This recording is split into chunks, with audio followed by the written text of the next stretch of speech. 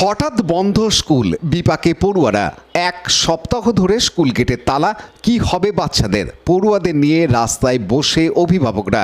Bandel rail স্টেশনের পাশে শরৎচন্দ্র বহুমুখী শিক্ষানিকেতন নামে এই বেসরকারি স্কুল গত 4 দশকেরও বেশি সময় ধরে চলছিল। একটা সময় ছিটে বেড়ার ঘর ছিল, পরে শরৎচন্দ্র ইনস্টিটিউটে স্কুল চলতে থাকে। অনেক ছাত্রছাত্রী এই স্কুল থেকে পড়ে পরবর্তী সময়ে প্রতিষ্ঠিত হয়েছেন। সেই প্রাক্তনীরাও স্কুল বন্ধ হয়েছে খবর পেয়ে চলে আসেন আজ। অভিভাবক ও প্রাক্তনীরা জানান, রেল হঠাৎ করে স্কুল বন্ধ করে দিল, এখন বাচ্চারা যাবে কোথায়? ব্যান্ডেলে কেন্দ্রীয় বিদ্যালয় হয়েছে, সেখানে তাহলে এই বাচ্চাদের নেওয়া হোক, না হলে বিকল্প জায়গার ব্যবস্থা করে দেয়া হোক। স্কুলের প্রধান শিক্ষক সুবোধ চন্দ্র দাস বলেন, গত 25 তারিখে নোটিশ দিয়েছিল রেল। আমরা কিছুটা সময় চেয়েছিলাম, ডিআরএম এর সঙ্গেও দেখা করেছি। হঠাৎ করে স্কুল বন্ধ হয়ে যাওয়ায় পড়ুয়াদের সমস্যা হচ্ছে। অভিভাবকদের সরাতে ঘটনাস্থলে আসে আরপিএফ ও ব্যান্ডেল ফাঁড়ির পুলিশ। পূর্ব রেল সূত্রে খবর, রেলের জায়গায় বেআইনি দখলদারি উচ্ছেদ করা হচ্ছে। ব্যান্ডেল স্টেশন ও সংলগ্ন এলাকায় পরিত্যক্ত কোয়ার্টারে যারা অবৈধভাবে বসবাস করছে তাদেরও উচ্ছেদের নোটিশ দেওয়া হয়েছে। ব্যান্ডেল জংশন স্টেশনকে ঢেলে সাজানোর কাজ শুরু করেছে রেল, তার জন্য অনেক প্রকল্প নেওয়া হয়েছে। পূর্ব রেলের মুখ্য জনসংযোগ আধিকারিক দীপ্তিময় দত্ত জানান, বেআইনিভাবে দখল করে রাখা জায়গা উচ্ছেদ করা হচ্ছে আইনিভাবে। Bureau report, Hooghly TV. আমাদের পড়ানো নিয়ে দরকার। আমরা ছেলে মেয়েদেরকে দিয়ে বছরের শেষে কোথায় যাবো? সেন্ট্রাল স্কুল করবার জন্য যখন এলাকা ভেঙেছে, তাহলে সেন্ট্রাল স্কুলকে, আমাদের স্কুলের ছাত্রছাত্রীগুলোকে তাদের স্কুলে কনভার্ট করে দিই। আমরা প্রত্যেকে রাজি আছি স্কুলে যেতে, কিন্তু আমাদের এই ছেলে মেয়েদেরকে একটা সঠিক সুস্থ সমাধানের জায়গা করে দিই রেলওয়ে অথরিটিস। আমরা রেলকে সাহায্য করব এই জায়গাকে মুক্ত করার জন্য। হ্যাঁ, বলুন আপনি এরপরে কি করতে চাই? যে যদি বাই চান্স কোনো রকম জবাব না পাওয়া যায় তো কি করবেন? আমরা সবকিছু আন্দোলনের এই রেলকে আমরা চাই রেলওয়ে আধিকারিক আসুক আমাদের সঙ্গে কথা বলতে। যদি প্রয়োজন মনে হয় আমাদের গার্জিয়ানদের সঙ্গে কথা বলুক। যদি তারা মনে করে যে না, কোনো রকম কথা বলবো না, তারা এরকম একনায়কতান্ত্রিক প্রথা চলবে, তাহলে আমরা আমাদের মতো আন্দোলনের পথে এগোবো। বন্ধ হওয়ার আগে কোনো নোটিশ দিয়েছিল গার্জিয়ান? আমরা এইভাবে একত্র হয়ে আছি, কারণ আমরা আমাদের স্কুলে এসে সকলে দেখছে যে স্কুল বন্ধ। কি বলবেন, কেন এরকম হলো?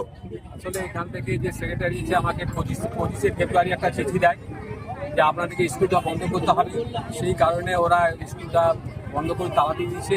এখন এই ছেলেমেয়েরা খুব অসুবিধার মধ্যে পড়েছে। যাতে স্কুলটা থাকে সেই ব্যবস্থাটা আমরা চাইছি, যেন স্কুলটা আমাদের থাকে। এবং এই স্কুলে অনেক ভালো ভালো ছেলেমেয়ে এখান থেকে পড়ে গেছে, তারা বিভিন্ন জায়গায় প্রতিষ্ঠিত হয়েছে। এই স্কুলটা যদি উঠে যায় তাহলে এইসব ছেলেমেয়েরা যাবেটা কোথায়? সেই জন্য আমার একটাই কথা, যে স্কুলটা যেন থাকে, এটাই আমার অনুরোধ থাকছে। আপনি হেডমাস্টার হিসেবে আপনি জানতেন না যে নোটিশ পড়ছে যে বন্ধ হয়ে যাবে? আমাকে নোটিশটা দিয়েছে 25 তারিখে, হঠাৎ বন্ধ করেছে। আমি তাদের কাছে সময় চেয়েছিলাম যে আমাদের কিছুদিন সময় দিন। যে সেক্রেটারি যিনি চিঠিটা দিয়েছেন, কিন্তু উনি আমাকে সময় দেননি। সে মতো অবস্থায় আমরা সিনিয়র ডিপিওর কাছে গেছিলাম, ডিআরএম এর কাছে গেছিলাম। তো ওনাকে আমরা আবার জানাবো। কত স্টুডেন্ট পড়াশোনা করে এখানে স্টুডেন্ট পড়াশোনা করে 240 জন। এটা কি সরকারি? না, সরকারি নয়, বেসরকারি স্কুল। বেসরকারি স্কুল, রেলের ইনস্টিটিউটের প্রেমিসের মধ্যে স্কুলটা চলে, পরিচালনা করে রেলের কমিটি, ওরা দেখাশোনা করে।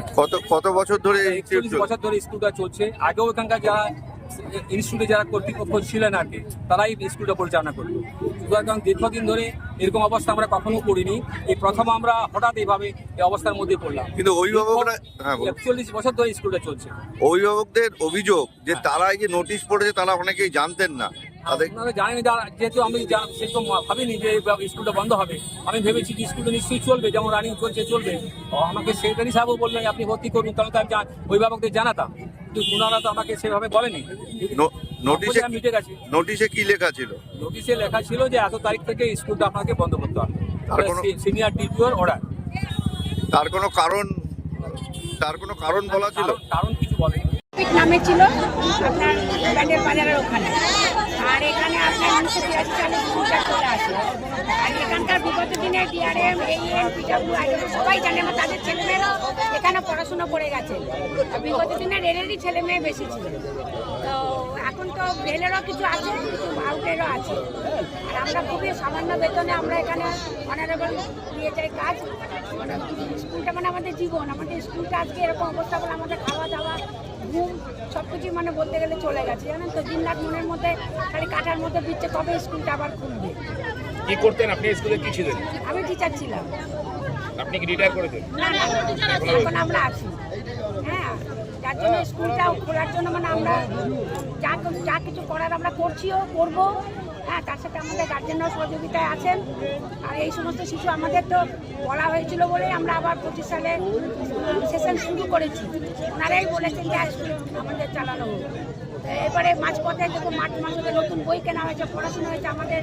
এই মার্চের শেষে বা এপ্রিলের প্রথম টার্মিনাল পরীক্ষা, তার জন্য আমরা খুবই মানে কি বলবেন, হঠাৎ করে বন্ধ করে দিলে এই বাচ্চাগুলো? পাচ্ছি না যে কি নাম, আপনার নামটা কি? স্বপ্নারা এই স্কুলটার নামটা কি পুরো? শরৎচন্দ্র বহুমুখী শিক্ষা নিকেতন। লাইক, শেয়ার, সাবস্ক্রাইব করুন হুগলি টিভি। খবর এখন বুক পকেট।